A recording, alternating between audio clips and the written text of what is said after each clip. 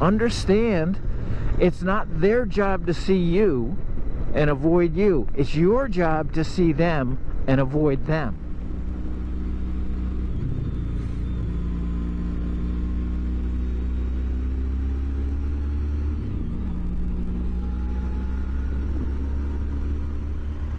Hey boys and girls, Q here.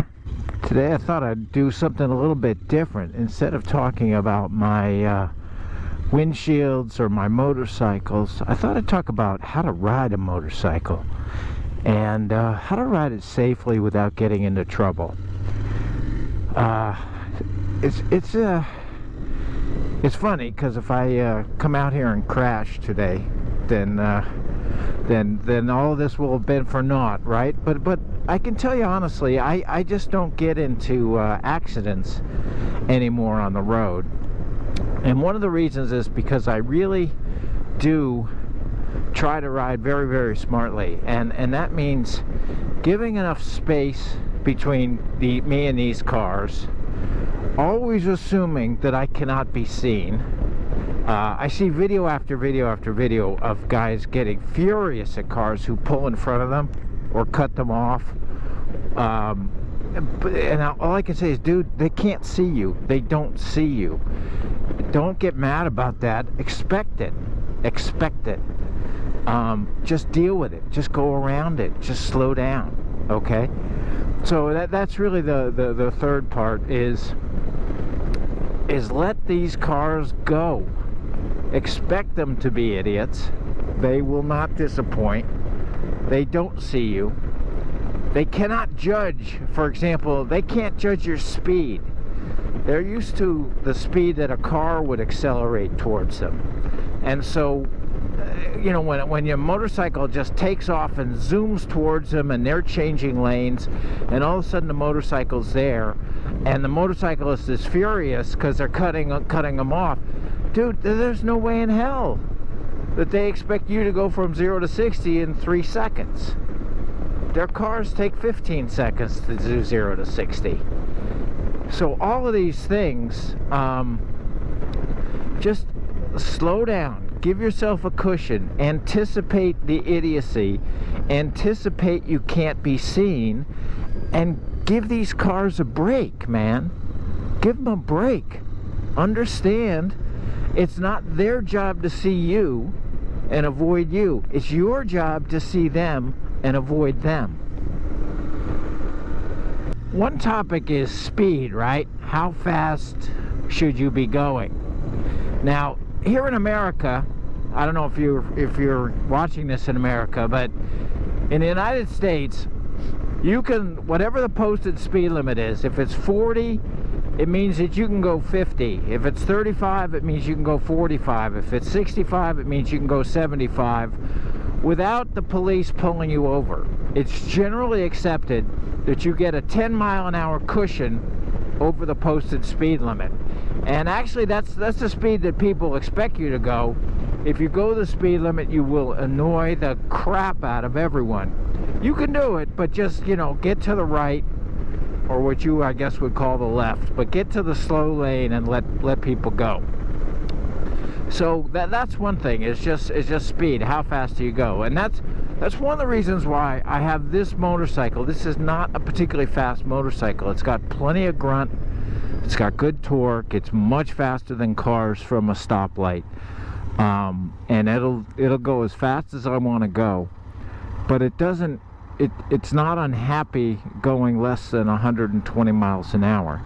And that's a problem with some of these high performance motorcycles, is because I've owned a few, and they really, at 70 miles an hour, they're just boring. They really need you to go 90, 100, and that's just dumb in my view. It has its uses, I guess, but I don't know. So if you have one of those motorcycles, I would urge you to only use half of its capability.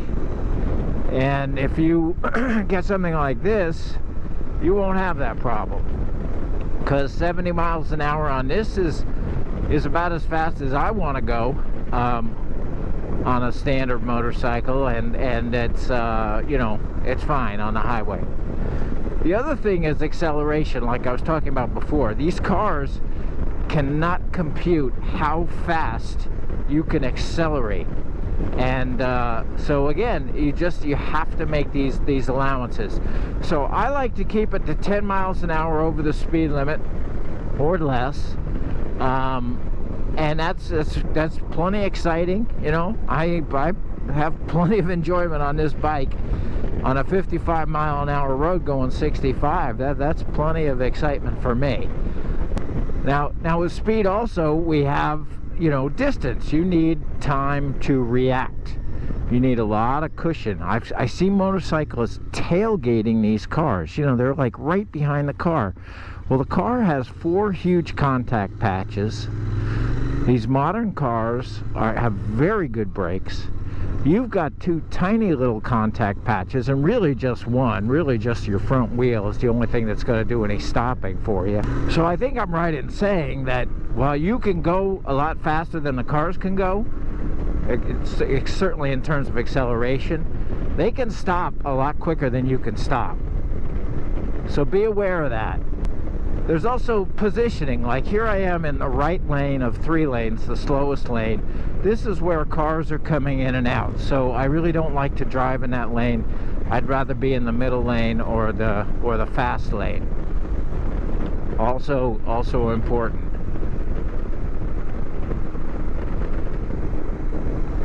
Okay, so that white truck there just pulled out, went across 3 lanes because he's turning left. That's fine. I'm doing 50 miles an hour. I got plenty of room in front of me. Speed limit's 40. I see the light. I'm going to stop. It's all very easy.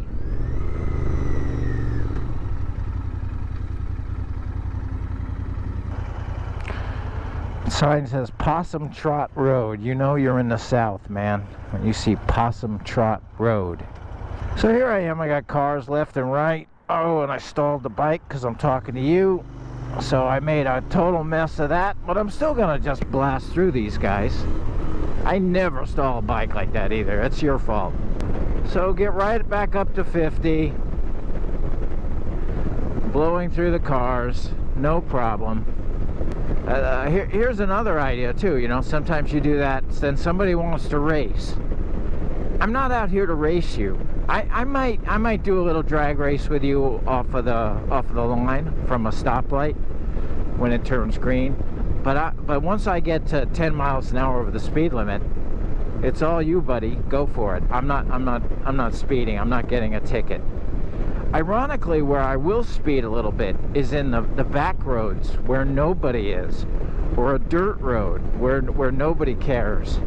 And I will go faster on those roads than I will on these busier roads. These busier roads call for restraint. They are patrolled and they are full of idiots.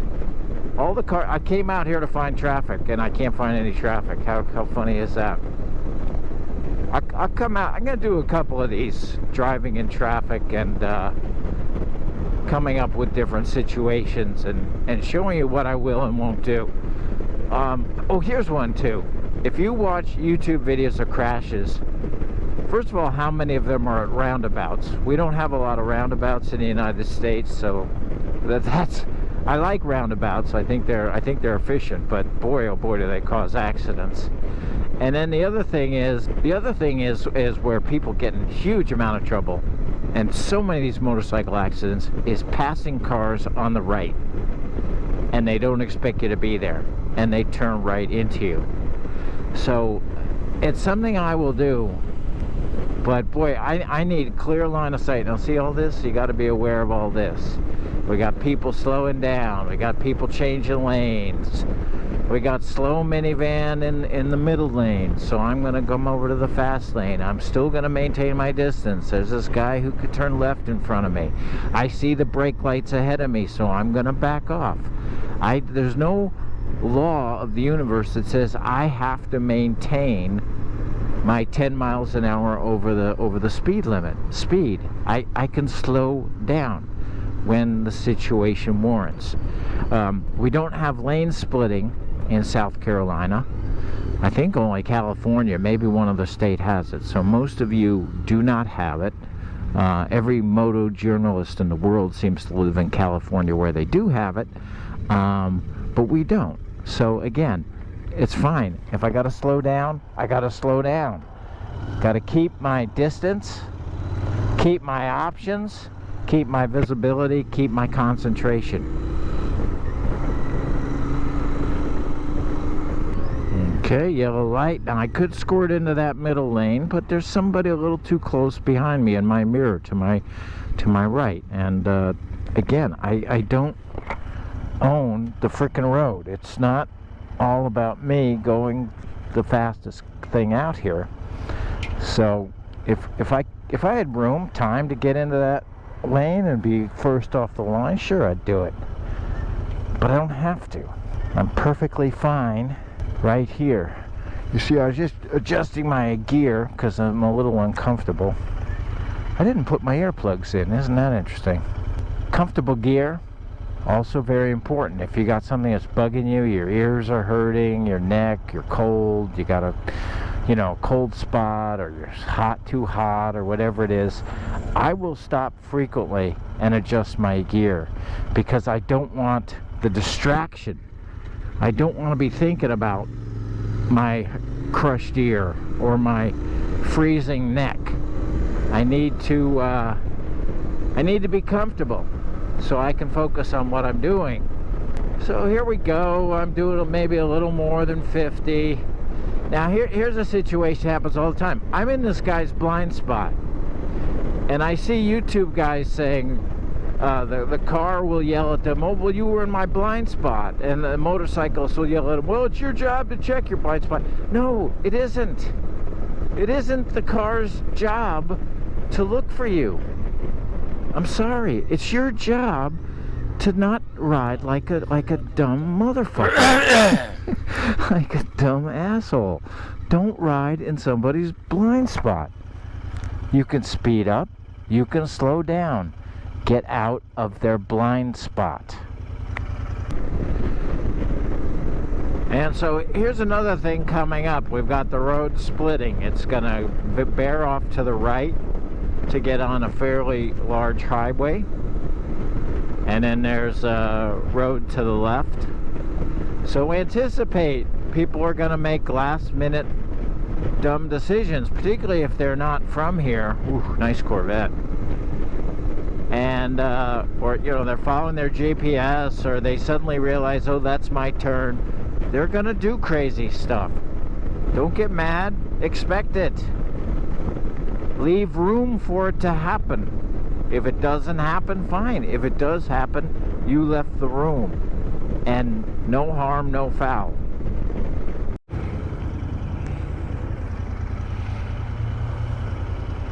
Look at that. This stupid jacked up truck can't even make that U-turn. Oh my god. If there's anything dumber than those jacked up trucks, I'm sorry if you own one, God bless you, but boy, are they dumb. Dumb, dumb, dumb, dumb, dumb. You can't see over the hood. Your headlights are right in everybody else's eyes, and you can't make a U-turn on a 6-lane road. Holy crap. See this white Jeep? Now where's he going? What's he doing? Well, he probably wants to get away from this merge, or maybe he's just anticipating a turn up here. That's fine. You be you, buddy. Do what you gotta do. I'll give you a look at this truck heading into the Pancake House. Isn't that something? Good Lord. So, I guess I'll just close with this. When I watch these motorcycle crash videos, and I watch a lot of them, I think to myself 95% of the time it's the motorcyclist's fault. Even the left-hand turn right in front of them. There are times when the motorcyclist cannot do anything. Absolutely. I get that. But so often they're too fast. They're not allowing enough room, and they're not accounting for the fact that the cars don't see them. That's what it boils down to. You're too fast, you don't leave enough room, and you don't account for the fact that you're invisible to cars. So if I could just impart those 3 things on you in this video, I'll come out here and do a couple more when we have some more traffic and some, you know, sunny day when Myrtle Beach is a little bit more alive. And thanks for coming along, guys. Really appreciate it. P.S. I have a joke for you. Why did the chicken cross the road? To cheat death.